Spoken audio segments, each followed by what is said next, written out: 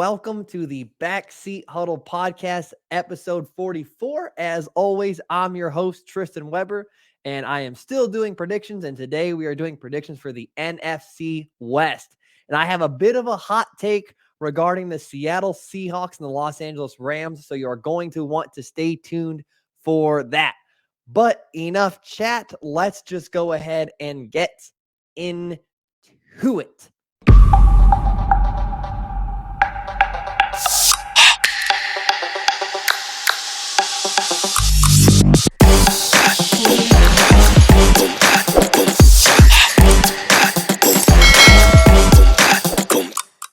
Okay, so I have the NFC West this season regaining its title as one of the most difficult and one of the best divisions in football this season. So at fourth, I have the Arizona Cardinals at 3-14. This team is awful. I have this team starting out 0-10 and then winning a few games once Kyler Murray comes back from his injury. There's really not a lot to say here about this team. They're not a well-constructed team. Their offensive line isn't great. Their offensive weapons aren't great. Their defense isn't great. They play in a tough division. They have a tough schedule. There's just not a lot to say on this Arizona Cardinals team. They're not going to be good, and I'm not going to waste your time or my time talking to you about it. Which is going to bring me to number 3, Seattle Seahawks at 9-8. That's a shocker. I know people have this team as a dark horse Super Bowl contender, but I have them taking a step back this season. There is a little bit of a fool's gold element to the Seahawks last season. They only won 3 games against teams that finished with a winning record last season. While this season, they play against 6 teams that made the playoffs in 2022. That's a tough turnaround, and they have a bunch of very losable non-divisional games. They play against the Cowboys, Bengals, Ravens, who get Lamar Jackson back, Eagles, Browns, who should be better this season, Giants, who made the playoffs last season, and Steelers, who had a winning record and then finished strong down the stretch in 2022. I'm not going to say that they're going to lose all of those games. Now, I'm not saying the Seahawks are a bad team. I just don't believe that they're as good as you think that they are. And like it or not, Geno Smith is still a question mark. We have seen plenty of quarterbacks who have good to great one-off seasons. Nick Foles, Gardner Minshew, and Baker Mayfield, just to name a few. I'm not saying that Geno Smith is those guys, and I'm willing to believe that it is a trend with him playing well. It's not a blip. But I need to see it to believe it. 1 season of evidence versus 10 or however many seasons of mediocrity and backupness. I just need to see it.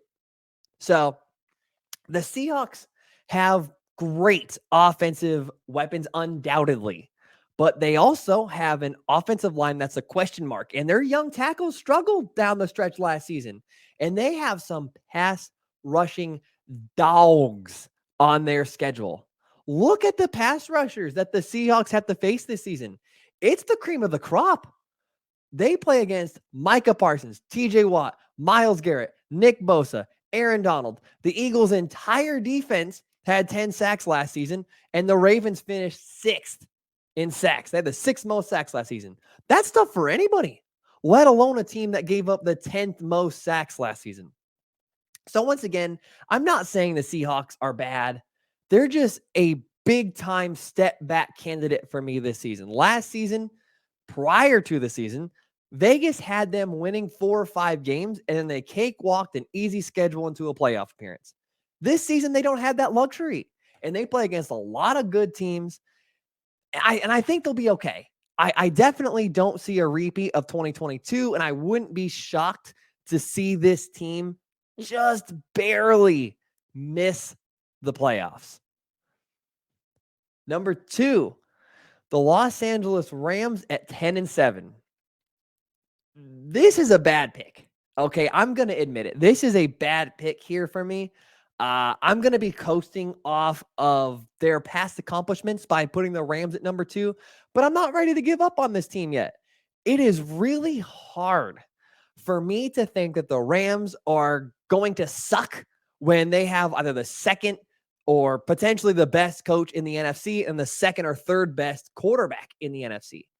That makes it very challenging for me to think that this team is going to be as bad as they were last season, especially in a very weak conference. That's basically the Eagles, 49ers, and then everybody else. This team was injury plagued last season.